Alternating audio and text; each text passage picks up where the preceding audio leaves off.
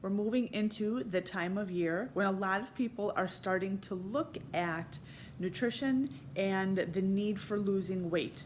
This is prime time, right? Right before the holidays, you kind of want to get maybe into like a cute little black dress, or you're looking on how to set yourself up for, the beginning of next year. And here's what you need to know when it comes to nutrition. Okay, this is very simple. You have got to be very clear on what your goals are as it pertains to what you're looking to get out of any particular food program, food service, meaning, are you looking just for somebody to do, in one case, meal prep for you because you simply don't have time, but you know how to put your meals together, you know how to write a nutritional program for yourself, and you even know how to take foods that are prepared in bulk and package them to make them unique for your needs?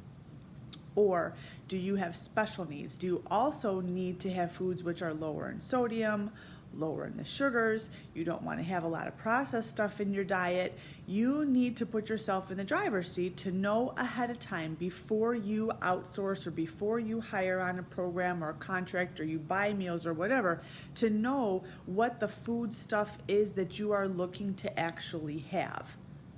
Okay, now I know there's a lot of people who advertise that we are a healthy company, we're in line with, the American Heart Association, the ADA, like all these different recommendations. And I swear to God, sorry, I just had peanut butter and now my mouth is not working right. That when you look on their site and you look at the nutritional aspect of their food, I'm not certain how they can, in all good conscience, advertise themselves as being anything remotely healthy.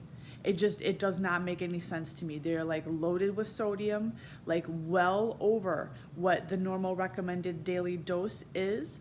They're loaded with sugars.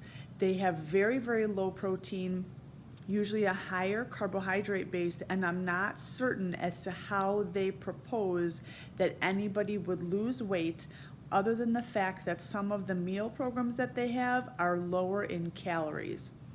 But you can restrict calories all day long, and if you have a bunch of shit in your food or you don't have the nutrients in your food, you might as well just go to the store and just save yourself a ton of money and just put yourself on the flippin' ramen noodle diet. Do you know what I'm saying? So you have to know ahead of time what it is that you seek.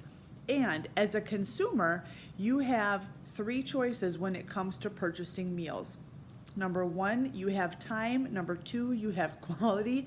And number three, you have price. Okay, so time, convenience. If you want it tomorrow, you know that you're going to have to usually pay more for that convenience. Ready-made food always costs more than stuff that you cook yourself. Okay, that's one. Number two is quality of the food. As mentioned, are you wanting something which is natural, which is lower naturally in sodium, lower naturally in sugars, or do you really not care if it's got a bunch of fillers, sodium, sugars, chemicals, processed food inside of there? Okay, and then lastly is going to be price.